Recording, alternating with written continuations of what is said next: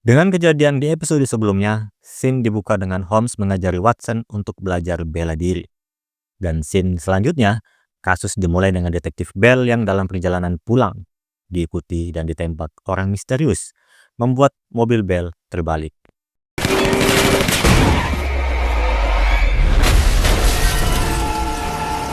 Kemudian bersama Holmes dan Watson melihat kondisi mobil Bell. Melihat dari banyaknya peluru dan ukurannya, berkemungkinan menggunakan senjata MP5 semi-otomatis yang sudah dimodifikasi. Menandakan senjata ini didapat dari pasokan senjata tingkat tinggi. Beberapa kasus yang pernah ditangani Bell, tampaknya saat ini Bell tahu siapa yang melakukan perbuatan ini. Bernama Curtis Bradshaw, gangster tertua, pernah menangani kasus Curtis di tahun 2009 saat Bell masih menjadi satuan unit. Curtis seorang gembong narkoba, mempunyai 100 anak buah, dan mempunyai catatan kriminal pemerasan, penyiksaan dan pembunuhan, dan ditangkap pada tahun 2011 atas tuduhan kepemilikan properti yang dicuri. Dihukum 3 tahun tapi dibebaskan dalam 18 bulan. Curtis lebih pintar dari preman jalanan biasa. Salah satu detektif yang ditugaskan menjadi frustasi, mencuri heroin dari ruangan barang bukti dan menyimpannya di rumah Curtis. Dan Curtis ditangkap, tapi beberapa hari kemudian seorang melapor dengan nama samaran, memberitahu internal affair atau komisi disiplin internal apa yang sedang terjadi. Sehingga unit Bell saat itu tidak punya pilihan lain selain melepaskan Curtis. Saat ini Bell melakukan penyamaran untuk mengetahui anak-anak buah Curtis, tapi masih belum bisa menghubungkan dengan Curtis. Tapi dalam 6 bulan semenjak Curtis keluar, banyak anak buah Curtis yang sudah ditangkap Bell. Membuktikan Curtis pelakunya, Bell menunjukkan foto mobil milik anak buah Curtis yang mengikuti Bell tadi malam. This was Bradshaw's baby. Also a car that pulled up alongside me. Sebelum berangkat, Bell bertemu Officer Reyes, teman lamanya yang memberikan data kepada Bell. Wanita cantik yang dilihat Holmes. Dan membuat analisis kalau Bell dan Reyes sudah sering berhubungan. Kemudian Gregson, Holmes dan Watson menemui Curtis. Tapi tingkah gangsternya tidak ingin memberikan alibi di mana dia saat jam 10 malam tadi. Dan mobilnya sudah dicuri 2 hari yang lalu. Holmes mengajak taruhan Curtis. Kalau Holmes bisa memasukkan bola basket dari tempat yang berdiri sampai kering, Curtis harus memberikan alibi yang sebenarnya. Tapi ternyata Holmes melempar bola ke arah berlawanan dan mengatakan bahwa mewawancarainya tidak ada gunanya.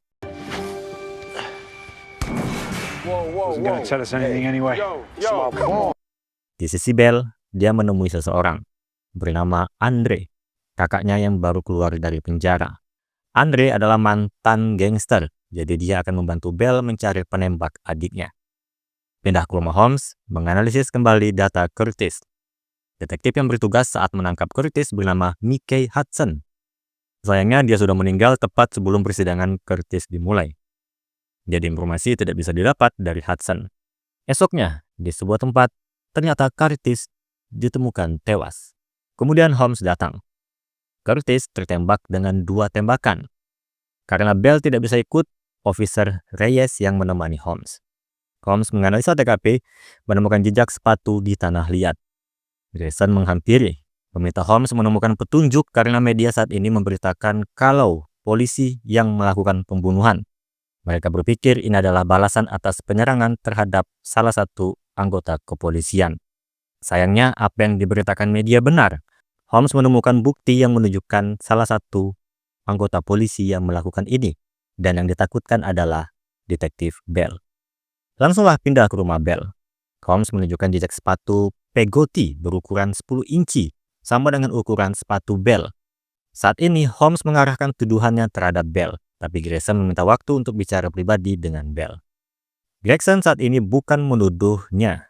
Dia akan membuktikan Bell tidak bersalah dan Holmes langsung mengajak Gregson pergi. Di sisi Watson, dia sedang ke terapinya. Berdiskusi tentang keputusan Watson yang tetap mendampingi Holmes meskipun tidak dibayar. Tapi terapisnya menyarankan untuk mencari klien baru sebelum Watson mulai menikmati keadaannya sekarang. Kembalinya ke rumah, Watson melihat Holmes sedang latihan menembak. Dia sedang menguji senjata yang dia pegang sebelum diserahkan ke polisi. Lalu pindah ke Bell bertemu Andre. Andre menemukan seseorang yang tahu bagaimana memodifikasi MP5 bernama Tico Betis. Tapi Bell mengatakan Tico Betis sudah pernah diperiksa dan tidak bersalah. Bell menyuruh Andre untuk tidak mencoba membantunya. Bertemu dengan kawan-kawan gangster lamanya hanya akan membawa Andre kembali ke masa lalunya. Dan Bell mendapat SMS dari Holmes menyuruh untuk ke rumah. Holmes mengajak Bell ke rumah untuk menunjukkan pistol yang dia temukan. Pistol itu berada di rumah Bell. Tapi Holmes meyakini ada seseorang yang ingin menjebak Bell saat ini. Besoknya pistol itu sudah dianalisis. Gregson memastikan pistol itu senjata yang digunakan untuk membunuh Curtis. Tapi tidak ada sidik jari yang tertinggal. Jadi status Bell masih dianggap sebagai tersangka. Hanya saja saat ini Holmes berbohong soal menemukan pistol itu. Alasan Holmes berbohong ada dua. Pertama, Holmes yakin bukan Bell pelakunya karena hanya orang polisi bodoh yang habis menembak menyimpan senjatanya di rumah. Kedua, untuk menenangkan Gregson yang beban menangani kasus di mana anak buah favoritnya kini jadi tersangka. Apabila dia tahu kalau pistol itu ditemukan di rumah Bell, terpaksa Gregson harus melaporkan ini pada komisi disiplin. Sekarang Holmes meminta kunci rumah Bell, sekalian menanyakan apa tidak ada kunci lain selain punya Bell. Karena Holmes melihat tidak ada tanda-tanda perampokan, seolah yang masuk memang yang punya kunci rumahnya. Lalu Holmes menuju rumah Bell, sedangkan Bell memanggil kakaknya Andre ke kantor polisi. Sepatu Pegotti pernah diberikan Bell saat pertama kali Andre keluar penjara. Bell ingin Andre mengaku apakah dia pelakunya atau tidak. Tuduhan Bell membuat kakaknya kecewa karena dia berniat untuk membantu Bell menemukan pelaku. Andre pergi dengan sebagai penutupan dia meninju Bell. Andre. Hey, back. Di sisi Holmes dan Watson di rumah Bell, mereka tidak menemukan apapun di sini. Justru itu menguatkan Holmes kalau memang ada yang ingin menjebak Bell. Saat ini, Watson ingin mengatakan tentang status sebenarnya tentang tugasnya sebagai pendamping kesehatan Holmes. Sebenarnya Holmes pun tahu kalau Watson sekarang bekerja tanpa dibayar. Saat itu Holmes berpikir Watson akan pindah, tapi ternyata Watson memilih tinggal. Holmes merasa dia menemukan partner yang pas, jadi Holmes memberikan tawaran. Watson akan tetap bersama dirinya secara permanen dan Holmes akan menggaji Watson bukan sebagai pendamping kesehatan, tapi sebagai asistennya. I am better with you, Watson. Dan kembali di sisi Bell yang menuju rumah Andre. Bell yang ingin meminta maaf malah menemukan Andre tertembak. Lalu kemudian Holmes dan Watson menuju TKP itu. Holmes melihat pesan bertuliskan was not Marcus. Marcus adalah nama panjang dari detektif Bell. Marcus Bell. Holmes tidak melihat dari tadi sebuah tanda kalau Bell mempunyai kakak. Dan Watson melihat catatan Andre. Mereka saudara yang jauh berbeda profesi. Kakaknya seorang gangster, adiknya seorang polisi. Tapi yang jelas, Holmes memastikan yang menembak Andre kali ini sama dengan dua kejadian sebelumnya. Holmes mengajak Watson keluar jendela, melihat ada jejak kaki sepatu Pegotti. Dan sekarang pindah ke rumah sakit, Holmes, Watson, dan Bell menunggu operasi Andre. Sambil bercerita, di tahun 2009, Andre bebas bersyarat di saat dia sangat tidak mau mengatakan di mana letak lokasi gangsternya. Watson mengatakan pembebasan Andre karena Bell. Bell yang melaporkan ke komite disiplin mengenai penjebakan Curtis yang dilakukan Hudson sebulan sebelum Hudson menanam barang bukti buatan. Dan Holmes baru menyadari kalau sudah salah mencari tersangka.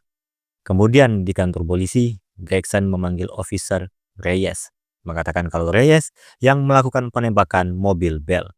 Pembunuhan Curtis Bradshaw, meletakkan senjata di rumah Bell, dan penembakan terhadap Andre. Holmes melihat catatan di tahun 2009 saat yang menangani kasus Curtis, detektif Mickey Hudson, dan anggota polisi yang ikut andil saat itu ada nama Reyes. Reyes sangat menghormati Hudson. Hudson juga merekomendasikan Reyes menjadi wakil komandan. Tapi ketika komite disiplin mulai mencurigai Hudson telah menanam bukti palsu dan Reyes ikut membantu Hudson mencuri narkoba di rumah Curtis. Tapi Hudson memilih bunuh diri. Karena itu, atas kejadian itu, Reyes yang tidak bisa dituntut departemen.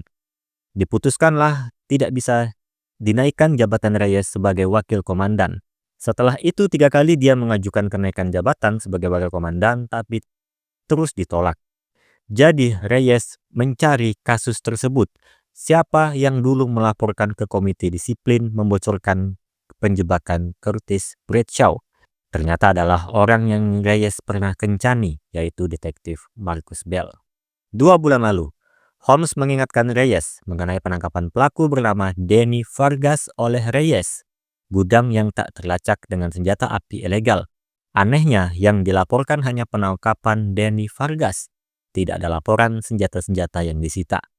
MP5 modifikasi yang menembak mobil Bell, Colt 9mm yang menembak Curtis, dan pistol yang belum diketahui tapi berkemungkinan pistol kaliber 22 yang menembak Andre. Setelah hasil tes lab ditemukan ketiganya digunakan dari senjata milik Danny Vargas yang di tiap kejahatannya mempunyai kemiripan yang sama. Jadi, Reyes dengan berbagai bukti yang dikeluarkan tidak bisa mengelak, dan Reyes pun ditangkap. Officer Paula Reyes was arrested this morning after So allegations. even if she pleads out, Bell yang mengunjungi Andre melihat berita itu di TV. Bell meminta maaf atas tuduhan terhadap kakaknya. Kasus pun selesai. Scene ditutup dengan Watson meminta dia dibayar pada hari Kamis, karena mulai hari ini dia menyetujui sebagai asisten rekan penyelidikan Sherlock Holmes. Congratulations on your new career, Watson.